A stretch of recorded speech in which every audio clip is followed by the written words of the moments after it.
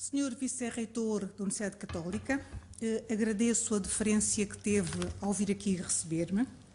Senhor Presidente da...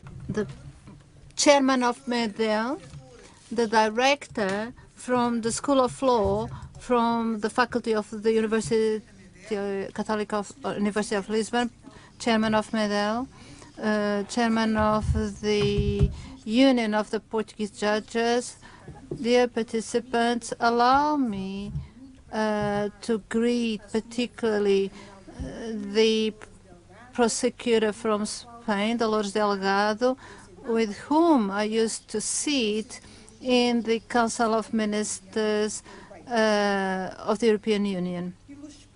Dear participants, ladies and gentlemen, I would like to first recognize the judge that made the declaration about the judges Falcone Borsellino. In fact, the fight for the rule of law is quite often the fight against organized crime, national organized crime that completely destroy our societies and change the rules of the state of law. I would like to greet all the attendees and thank MEDEL for the kind invitation to be here with you during this closing session. The rule of law is really a political debate today and became visible over the last years according to the situation in place in some EU members. The health of the rule of law is normally discussed during general training, where we have the ministers of the European affairs, and then would be brought to the European Council, where the heads of state and government sit or are.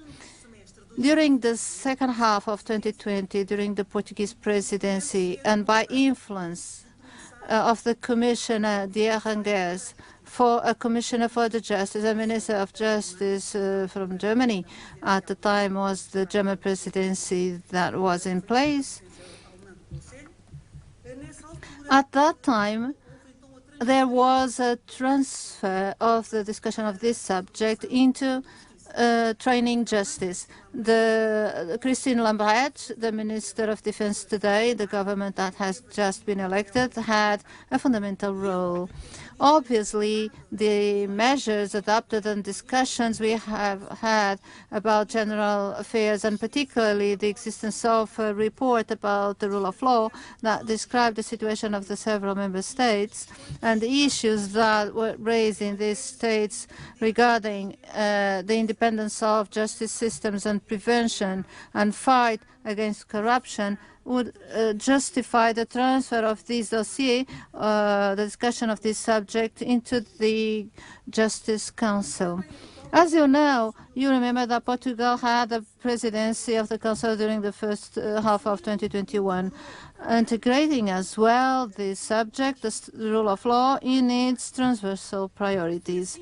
It was like this that on the 7th of June we discussed during the meeting of the Ministers of Justice, the importance of the good operation of the Public Prosecutor's Office for the European Union to ensure the effectiveness of criminal actions and also to strengthen the criminal judiciary among the different member states. At that time, it was also discussed the case of the Court of Justice about the Public Prosecutor's Office, starting with the decision regarding the European arrest warrant, from which arose in order to be considered judiciary authority, in order to be able to be entitled to issue European arrest warrant, the member states had to have a statute of autonomy regarding the executive.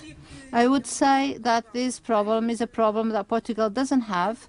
During the Portuguese presidency, we also organized 2 international conferences about the rule of law, one in Lisbon, another one in Coimbra, organized and the European Commission also organized a conference to the media in Croatia, gathering all the ministers of justice of the Council on duty. Our concern was to give a great contribution so that in this specific dimension related to the independence of the judiciary and also the prevention and repression of the serious organized crime within the scope of the judiciary cooperation, that justice could take care of this dossier. We gave this contribution, and I think that this subject, this part of the subject is standardized, normalized in justice, despite we also face the difficulty that sometimes they seem to have. Some holders of the dossier of justice of some member states, in order for them to understand that they have a history, the way I face the democratic institution does not correspond to a democratic model. What they say is that the European institutions have two criteria. They do a report about Spain that has a similar model to ours. Regarding Spain, no criticism, but criticism to Portugal they have. So the historic model of Spain, and then on the other hand, the habitat of the old institutional situation of justice in Spain. I know that during these 2 days there was a very beneficial dialogue, including magistrates, scholars, law students, who spoke about these issues. And in fact, this subject is it's not a new subject. It's a subject that has been discussed at international level. And I would like to only among many documents, say a definition that, from my point of view, gives you the idea of the themes related to the rule of law. This rule of law is a principle of governance in which everyone, institutions and entities, public and private, including the state itself, are accountable before the laws that are promulgated publicly, applied in an equal manner, judged independently, which are consistent with the rules and standards of human rights. In fact, nothing more updated today, even because today is the International Day of Human Rights. Separation of powers and independence of the judiciary are therefore structuring elements of the state of the rule of law and essential conditions for the protection of citizens against arbitration of all the powers. The principle of democratic equality, respect and guarantee of the fundamental rights are therefore unseparate in a rule of law. I think essentially there was a very detailed approach regarding the issues about the rule of law, but I would like to speak about fundamental rights, namely within the scope of the European Union, together with the respect for the human dignity, democracy, equality. This Article 2 of the Treaty of the European Union consecrates the principle of the rule of law as fundamental in the Union, a value common to all EU members, the non-discrimination, tolerance and justice, solidarity and equality between men and women being fundamental.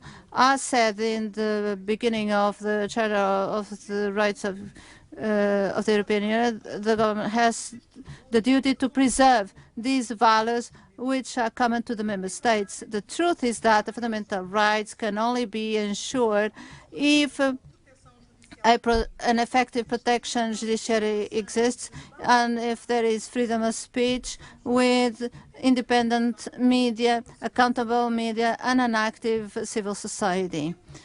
The times we live make us to say that the rule of law is so important. The need to protect fundamental values, individual freedoms or liberties.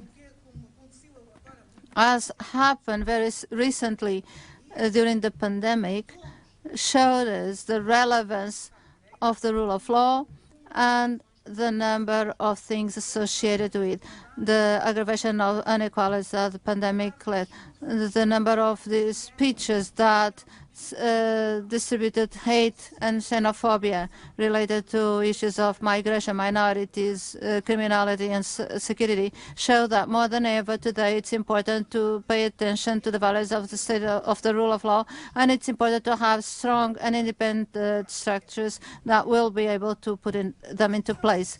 The discussion about the effects of the pandemic in the rule of law is key. As you know, in Portugal, for the first time, the emergency state was decreed. It was really very long, unfortunately. It was necessary to take difficult measures, to impose restrictions to the fundamental rights at European level that had a substantial impact in the freedom of movement. Our parliament was on duty and was key in defining and controlling these states of emergency. The ombudsman and the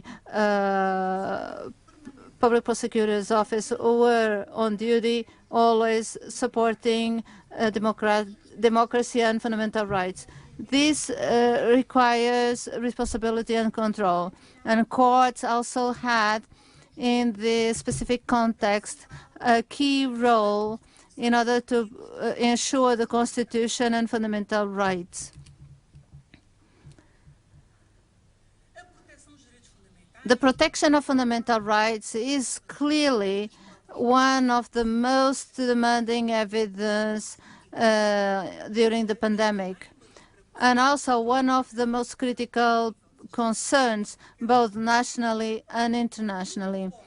I remember that in December 2020, the European Commission published a strategy to reinforce the application of the Charter of the Fundamental Rights in the European Union, and did it because they had a job going on, but because they wanted to meet the challenges that we had, ensuring that a charter would exist as a reality. Because it was good, because then there was a need for this instrument to become in force in our communities. At the Council, we had a number of conclusions approved by the Ministers of Justice about the Charter of Fundamental Rights, where we have identified a number of guidelines, of which I would like to underline only 3. On the one hand, the importance for the universities and the training schools of justice professionals in promoting the knowledge of the Charter, obviously through research activities and training, academic training, namely together with the institutions of the Union. Then the importance of the decisions of the Court of Justice of the European Union, interpretation and application of the Charter, or enforcement of the Charter, saying that those decisions should also be part of the training of the professionals of law for us to encourage learning of jurisprudence in the Union and to promote its better application at national level. Thirdly, the role which is absolutely vital that courts have in supporting fundamental rights and the rule of law. The judges are truly the guarantors of the Charter because they must ensure effective judiciary in what is contained therein. Ladies and gentlemen, it's our responsibility to support the rule of law and the separation of powers and to promote a democratic and humanistic culture. To protect, to promote and to reinforce the rule of law is not only a duty of public institutions, but it's also a citizenship requirement. I would like to finish now greeting Medel, the chairman and the deputy chairwoman, for choosing this subject and for the consistent this attitude to gather everyone together here to discuss the rule of law in its most relevant dimensions, the independence of judicial power and jurisprudence of the Court of Justice of the European Union. Thank you, everyone.